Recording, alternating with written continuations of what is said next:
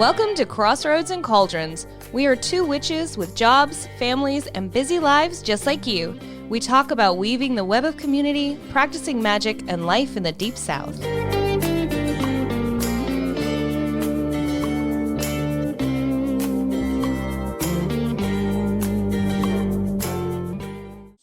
Hey everybody, welcome to the show. You're with Crossroads and Cauldrons. I'm Luna. I'm Sellena. And today we're going to continue our Gifts of the Goddess conversation. And we're going to talk about communing with animals. But you're just jumping right in. Yeah. But first, she doesn't I gotta keep my mouth shut. I'm hosting But here. first. What you been up to? Oh, God. It's been a little bit. Melting in the heat. Still melting. Still hot. Still fucking hot. Probably hear the cicadas in the background if you're not from the south. Look it up. I can hear them briefly. I can hear them. Doing good. We've had llamas. Mm-hmm. We've had Feast of Hecate. Yep. We are fucking hot. Still hot. Still melting. Getting ready for Temple Fest. Temple Fest is in like a few days. Oh, gosh. A few damn days. So I've been working on my class. Okay. Which I'm excited about. It's kind of a... ooh, wow. Do you hear the critters? I hear them. It's kind of a subject that is not... There's not a whole lot of information. There's just kind of like hints and things in Greek mythology and Greek philosophy. So I'm just kind of pulling those little threads and then working on how I use them in my own practice and things like that. So it's going to be good. I'm excited about it. Yay. I'm excited. It's my first time presenting at Temple Fest, so... just breathe, deep breaths. But I'm gonna be okay. But yeah, it's gonna be good. And then the evening ritual at Temple Fest is really gonna be fantastic. So if you're able to come on out. It's in New Hampshire. It's gonna be one day, so August 27th. Okay. And it's gonna be a good time. I'm hoping to go next year. Oh, next year's going to be great. Next year is going to be back at the Sargent Center, and it's going to be 4 days, overnight. You're going to be in that bubble, you know, which is great. I need to be in that bubble. You need to get in the bubble, girl. It's so nice. Yeah. You're just kind of, you're just immersed in being in community and being with, especially if you're in the tradition, but, being with magical people. Right. And it's just nice. It's nice. So I'm looking forward to that, but I'm looking forward to any form of Temple Fest, really. So yeah, it's going to be one day, but I'm kind of excited about that. I don't have to worry too much about bringing all the stuff you got to bring, pillows and blankets and towels, because it's just for a day. Okay. So of course, I'm going to be up there, but I'm staying with a friend, so. Be in a house and a bed. Maybe might be on a couch. Might be on the floor. We'll see what happens. Hey, you're in the AC at this point, right? I'll be in the air conditioning. Well, I don't know. I don't know if she has air conditioning. Well, hopefully it'll be cooler up there. It'll be definitely cooler. Here. Especially at nighttime. It gets almost cold. Yeah. So I'm excited about it. It's gonna be a good time. Okay. Yeah. Yay. So that's that. And then just kind of getting ready for our big Samhain festival. It's coming up in November. It's going to be a good time. Yeah. We've been working on, costumes and scenery, and it's going to go. So, should be next month, September, we should be getting ticket sales will be available. Oh, cool. More information will be up, so it's going to be a good time. And we'll share, in our social stuff. Okay. whatever our sound guy does. I'm excited to hear some more about that later. Yeah. I might commission you to do some work. We'll see what happens. Okay, cool. I mean, some people have to just come to it, but but a lot of y'all's gonna be working. So slave labor. It's a little bit of free labor, It's fine. So that's me. What have you been doing? Just working. I hate to keep saying that every time. Watching my garden go to complete poop right now because it's so hot. It's so fucking hot. And we have not had a lot of rain, and so everything looks ready to start cutting stuff back and just deciding to let it go for the year. And I'm definitely ready for fall. I've got big plans for garden work this fall to prepare. Because last year, we fucked around. Yeah. And then the spring, we found out. We did a lot of... God, there's so much we could have done when it was not 1,000 degrees. Right. And we were still kind of like, let's see what's going to pop up. Because we had only been here. You'd only been here even just been a few months. Yeah. And then, But so now you have a pretty good idea of what's coming up. Yes. And where things are. 1,000,000 damn leaves. Fuck. We've got... Enjoy your trees. I do enjoy my trees. But the problem for us is that we have all these red oak trees. You see them? You see how beautiful they are? I see them. They wait till everything else has dropped their leaves. And then they drop. And we've cleaned them all up and got the roof cleaned and cleaned out the gutters. And then these motherfuckers are like... and the whole place is coming. By then we're too tired to do it. I got you. But they're beautiful. But that's when it's cool enough you can rake them up and burn. Well, now we know that. So I'm going to wait. I love the smell of burning leaves. I'm going to wait and then deal with the leaves after they have done their thing. In December. It was crazy. It was crazy. Well, or just budget for twice. Yeah. Two roof cleanings. God, it's a mess. Well, all my daylilies are done blooming at this point, and I'm fixing to start dividing. So. Oh. Because they've gotten too big, and so I'm going to be dividing stuff up. And do you plant your summer lilies in the fall, or do you wait till spring? I plant them in the fall. As soon as I divide them up, I either give them away or I plant them in the new spot. I need to do that. Oh, sound guy. You got to turn your phone off. He has gremlins. We are talking about communing with animals. So now I know that he just sits over there and plays on his phone while we're just... He does not. I feel like he does. No, he doesn't. Anyway. He does more than that. I'm just We kidding. love our sound We do guy. love him. My gosh. What would we be without... We would not be here without him. We wouldn't. No, that's for sure. That's for sure. Cause neither one of us know how to do this stuff. How to do the thing. I mean, I feel like I could learn it, but I feel like who has time? Right. Not me. Definitely wouldn't learn it to make it good. You have your own gremlins that you're running after all the time. Right? That's true. So, what are we talking about today? We're talking about communing with the animals. Communing with animals? Yes. I love animals. I do too. They're my favorite. I like animals better than people. I do too. Well, some people. Most people. I mean, I love you, but if you were also a kitten, this is true. I would like you even more. This is true. I like cats. I like cats too. I like all animals. I like dogs, all that stuff. Okay, so some of the things we're going to touch on. One of the things that's popped up in my research for doing this show was familiars. You put anything in for communicating with animals and witchcraft, that's the first thing that's going to pop up is familiars. So I wanted to touch on that a little bit. Well, let's touch on that now. You want to touch it now? We'll touch it now. Okay. Yeah, just touch it. Okay. But I mean, we're witches, and you're talking about witchcraft and animals, so it's a natural. Well, and I think that subject. goes back to what we're talking about as far as the gifts of the goddess. Mm-hmm. Not everybody is in tune with animals. No. Not everybody gives a fuck about animals. Or they're uncomfortable around them. Even people who are raised around them. Some are terrified of animals. I know, and so I think that's it's definitely one of the signs. All the witches I know are talking to every lizard that comes along. They got to stop and have a conversation with it. Little frogs, all the bugs. Every time there's a spider, it's like, hey, little spider, let's go outside. Constantly. God help us if we see a cat and we start baby talking it. That was me earlier with your cat. With my cat, that's true. That's true. I was impressed that she was talking to you. Yeah. The other one if the other one talks to you, you have been accepted into the family. Oh, is that what it is? She might scratch you later, but that's how she treats the family. Oh, okay. So, but we're often accompanied by some sort of animal. Yeah. And I think there's a lot of misconception about familiars. I think there is. Too. Okay.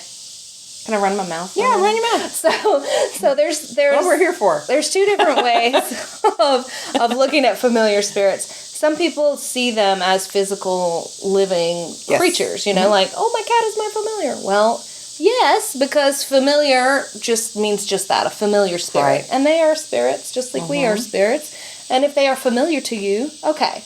But in the terms of working with a familiar, the witch's familiar is really a spirit, So it's essentially a spirit ally that you can send and do. And they do take the form of animals, you know, and they take the forms of all sorts of things. Right.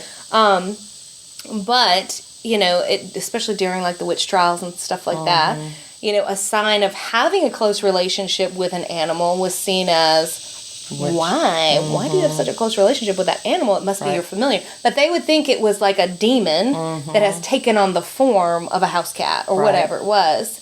You know, and I don't know, you've met my cats, so that checks out, quite frankly. Yeah. But yeah, so to me, in order for it to be like a witch's familiar, it would have to be something that helps you in your magic. So I have spirit familiars, but I've maybe only had one living animal that would help me with my magic. Like when they were present, things worked better. Yeah. Things worked smoother. You know, they helped open the way versus when they weren't. And then they still come to me after they've passed on. So I do think that living animals can be familiars, but I don't think it's every animal. I don't think it's every animal that you like, or every pet that you have, or even every pet that you have just a really strong bond or close relationship with. You know, but you define familiar how you like. But I think that the key would be that it would be something that helps you in your magic. Yeah. You know, but there's that. But I think, especially, I don't know, maybe a decade or so ago, everybody's house cat was their familiar. Right. And I'm like, I just watched your cat lick the damn wall. What are you talking about? You know what I'm saying. You have that cat. Not you. No, it's not me. But yeah. So anyway, but they definitely are intuitive and can help. They're more intuitive than we are in a lot of ways, and can help open the way. You can build those relationships with. Animals can also see on a different spectrum than we can too. Yes, on a different light spectrum. Yeah. When they start staring in the corner at shit you can't see, freaks or you watching out. Something move in your house that you can't see. I mean, they literally can, though. Yeah, they really can. Energy? The way we work with energy is that it is a frequency of light. You know, so they do see on a totally different spectrum. I don't think I've thought about that before. Now my brain is exploding. Oh, I have. I've watched far too many dogs and cats both just watch something completely invisible. I've seen that. And I'm going, you know, not a clue, but okay, keep it over there. My cat was doing that yesterday. Aria was just like staring over all of our heads, and I was like, nothing. What do you see? She wouldn't tell us, heifer. But I hadn't thought of it in terms of like literally their vision is a different light frequency. I hadn't thought of that. Like I knew they could see into the spirit world. Like there's all kinds of things where you can like look between their ears. I've heard that. And see what they see. I've tried that. It never worked for me. It worked for me, but you know, maybe if I was in the right frame of mind. Yeah, if you're in a meditative state or something like that. Yeah, grab the cat. One of two things is going to happen. You're going to see something, or they're just going to scratch the fuck out of you. I'll never see again. You know, it's interesting. I've had animals that would come into the circle and, you know, they seemed happy and content in there. And I've had animals that were just like, let me the fuck out of here. You know, they didn't want to be in the room.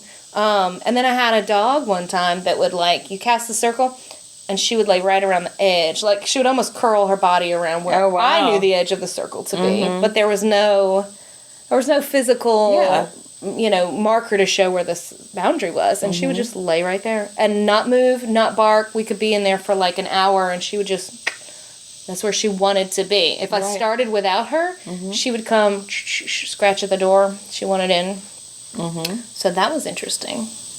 I think the coolest thing I've ever seen during ritual happen with an animal. Actually, this is an insect, but we're going to say for the subject. It's a critter. It's a critter.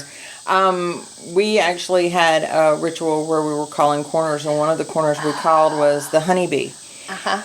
This was during a time of the year where honeybees were dormant. What were we doing?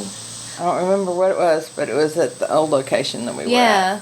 And we actually found it within the circle after everything had been said and done, and we had to release it outside. I mean, but it really was during the time of year where they were dormant. They should have been dormant. Shouldn't have been. And there was no such thing in the building that we knew of before we got started. So that was on there. Actually kind of cool. It was interesting because I had brought a honeycomb. Like, I have honeybees, and I had brought a little piece of comb. But there was no bees on it. No, because it sits on my altar. And it had been sitting on my altar at home for 2 years. Yeah. So there was no, that's what everybody said. They were like, oh no, there was a bee in that comb. No, there wasn't a bee in that comb. I promise. And that's what we found. It was crawling all around on the comb. There was no honey in it. It had been washed, like... Yeah. There was nothing but dust on that honeycomb, I promise you. That was pretty cool, though. But yeah, that was really interesting. Really interesting that happened. Yeah. I've had interesting things happen with spiders, and I know, like, I get it, spiders are absolutely everywhere. Okay. But again, kind of going back to what we were talking about the last time, when things act out of the ordinary. Right. That can be a message to you. So I was terrified of spiders my whole growing up. Absolutely, like, I think because my brothers like to throw them on me. Could have a little bit to do with it. But I was just, like, terrified. And then I did, a lot of shadow work. And I'm fine. I love spiders now. We can talk about this more when we talk about spirit animals later. But anyway. So spiders, once I got comfortable with them, and I've had several sort of initiatory experiences with spiders,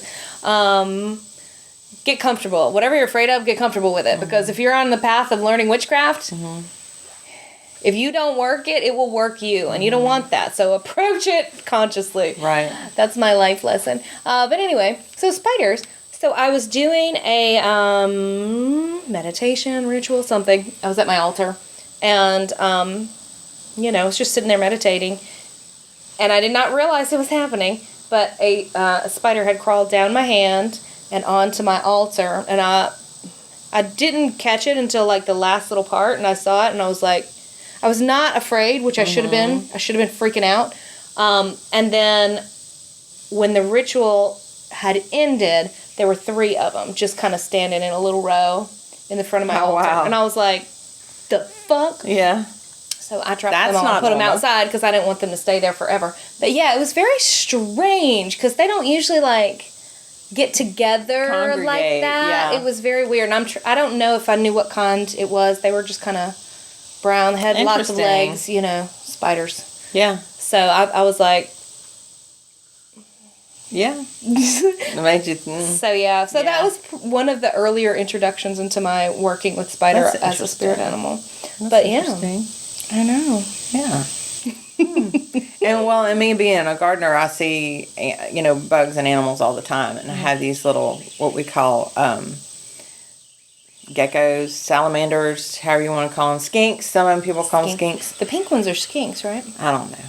But anyway, lizards. I have quite large ones on my front porch, as well as tree frogs and hummingbirds and all of those, little garden snakes and things like that, that I see out quite often. Dragonflies are a really big symbol as well.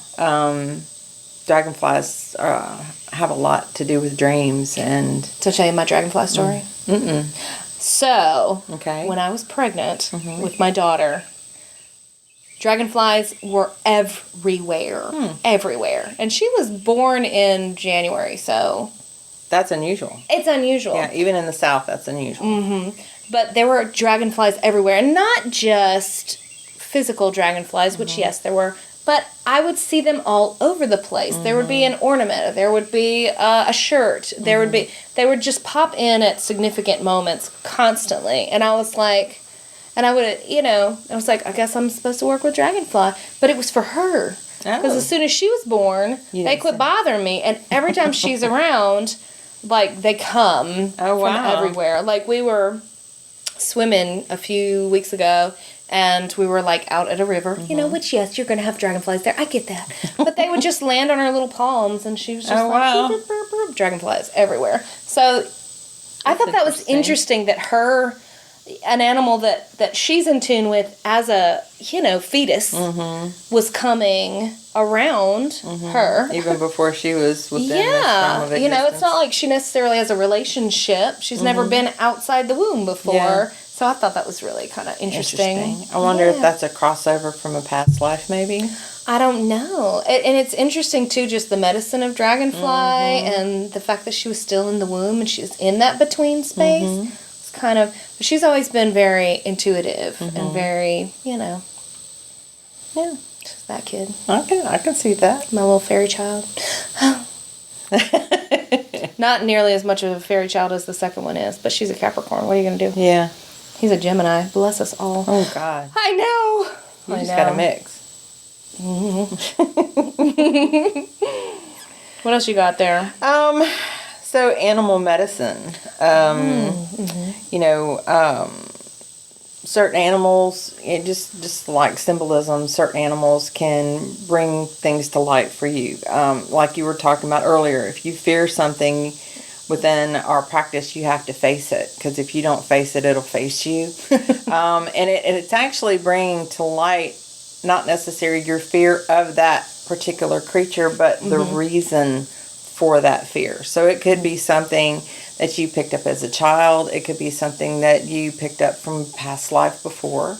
And, there's just little tells that you'll pick up from the animals in that way.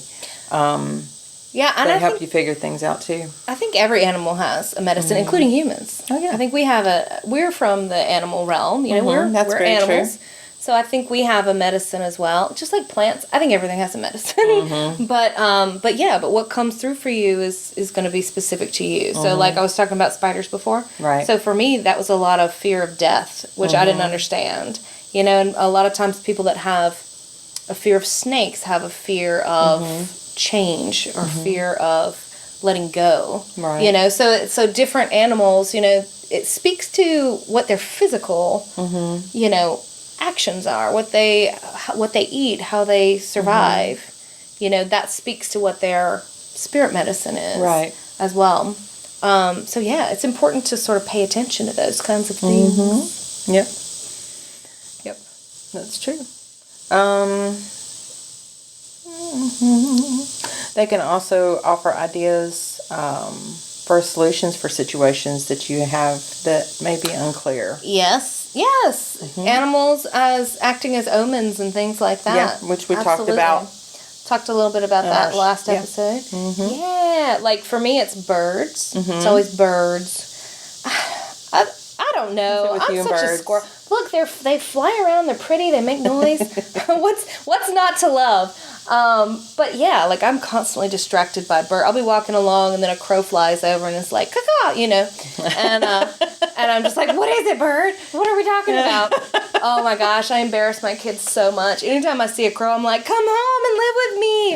Be my friend. And they're like, God, she's chasing birds again. So I am embarrassing to walk around with if there are going to be critters around. I'm surprised you haven't been able to get the birds to come flat on your hand. I'm working on it. Feed from your hand. I feed them a lot, so there's lots of birds around here. There are lots of birds around. I'm working on the squirrels and the chipmunks. I give them peanuts, and the chipmunk, hides. Okay, so here's what he does. He comes, I put the little peanuts out, and he comes and gets them, and then hides them. I've got, ornamental grass. He stuffs them inside the clump of grass. So you go outside, and you see the grass is just and there's a chipmunk in there hiding the peanuts. So he hides them all first, so nobody else can get them, because he's greedy. Of course. And then he goes in there and opens them up and gets the peanuts out. And then stuffs his little cheeks full. So you go in there and there's 15 peanut shells in this clump of grass.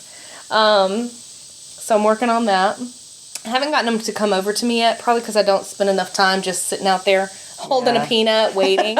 But I will. I'm gonna make that time happen. I think it's important to have your yard rodents.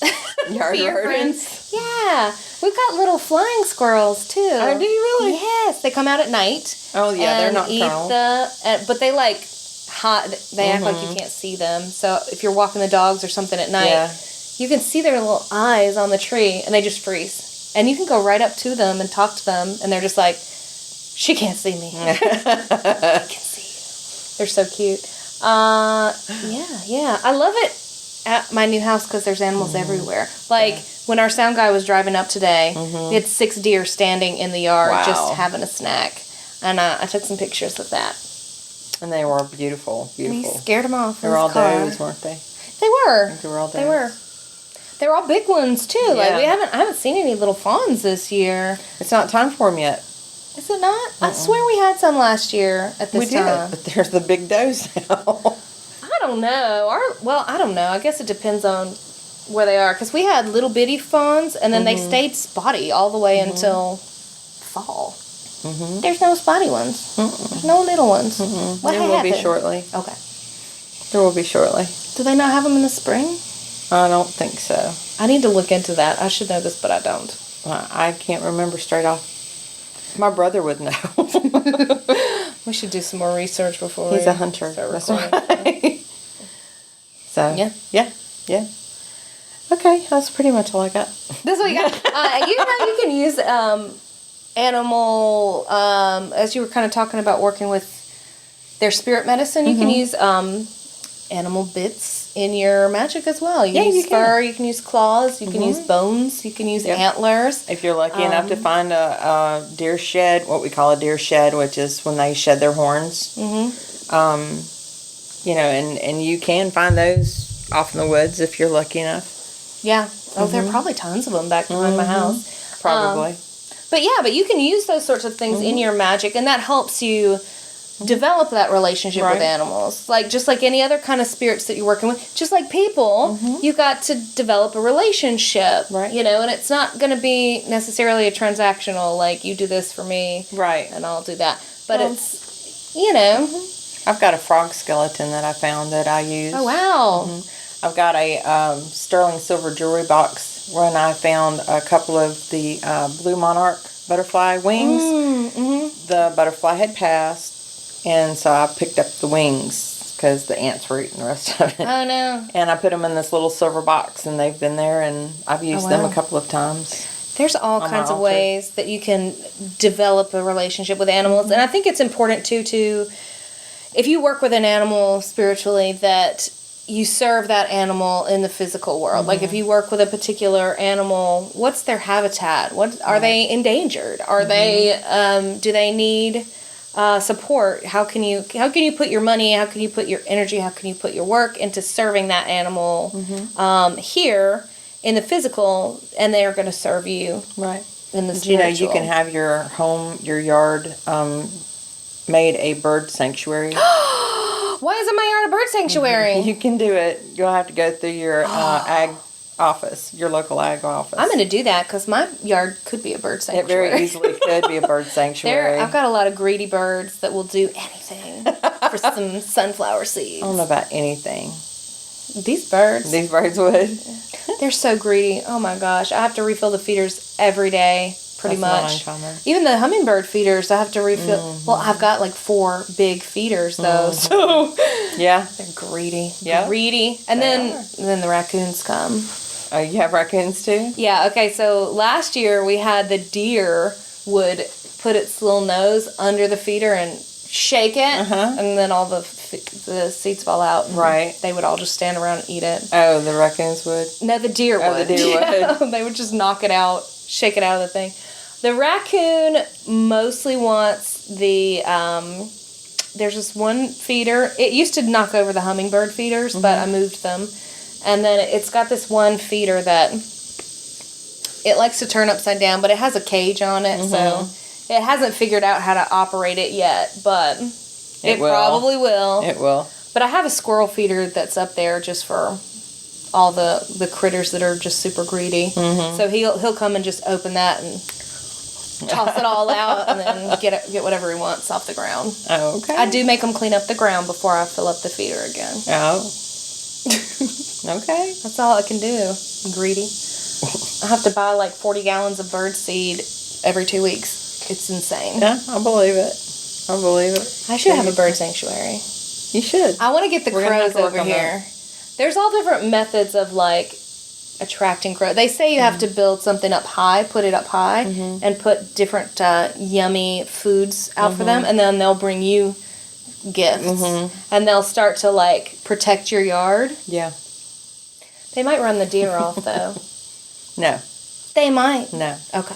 Good. No. Then I need to build They will run other humans off.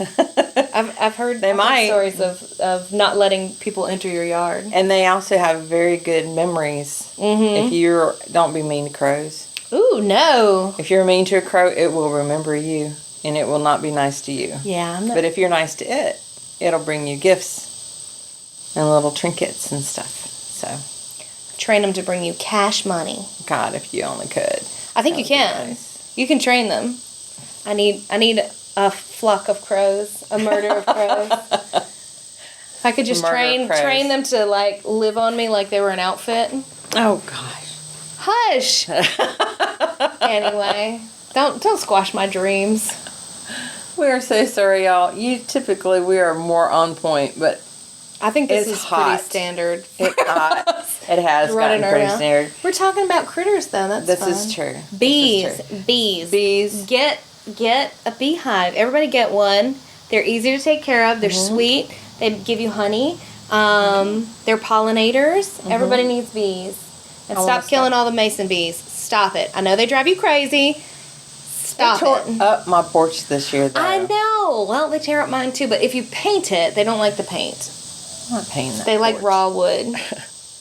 It's treated wood. That's the whole thing, too. I don't understand why they're burrowing into treated lumber. It doesn't matter. They don't like the paint. They don't like paint. So if you paint it, you're going to be fine. And if you give them a place, if you give them a bee, she's like, I ain't having it. No, mason bees. They're some of the primary pollinators. Really? Yes. Okay. They don't sting. No. They'll bite, though, won't they? No. I thought they did. No? Okay. They'll just thunk into you like bumblebees. Yeah. Hummingbirds will do that, too. Yeah, but that's terrifying. They sound like a helicopter flying into your face. Yeah. Hummingbirds. They're so mean and territorial and pretty. I do want to talk to you about putting together a hive, though, for my house. Ooh, let's do it. She raises bees. I do. I need to bring them up here. They're still at my dad's because I didn't have enough room. You got enough room now? I have enough room now. Yeah, I'm gonna put them on the back and let them. I'm so excited, but I got to get them in the spring. It's too late. It's too late. All right. Oh well. Well, that's it, y'all. That's it. Is that all we have? Okay. So witches can commune with animals. So go talk to the critters around you at the end. That's all I know. What's coming up? Oh, the next episode we have is going to be Terrence Ward talking about empty cauldrons. Check that out. That's going to be a really, really enjoyable episode. That's all I can think of right now. And then the next time we come back, I wasn't ready. The next time we come back, we're going to be doing, the power to banish people, things, and misfortune. That's going to be exciting. That'll be interesting. Ooh, that will be interesting. I've already got ideas. Okay. Anyway. Cool. That's our show. Maybe it won't be so hot. It will be so hot until December. No. It's going to stop being so hot. Yeah, October is usually when we start cooling off a little bit. Yeah, look, there's a breeze right now. This is the deep south, yeah. It's really not that bad at this moment. It's not too bad right this second. So we should count our blessings. Yeah. Yeah. The end. That's our podcast. Say blessed be. Oh, blessed be, everybody. Bye, y'all.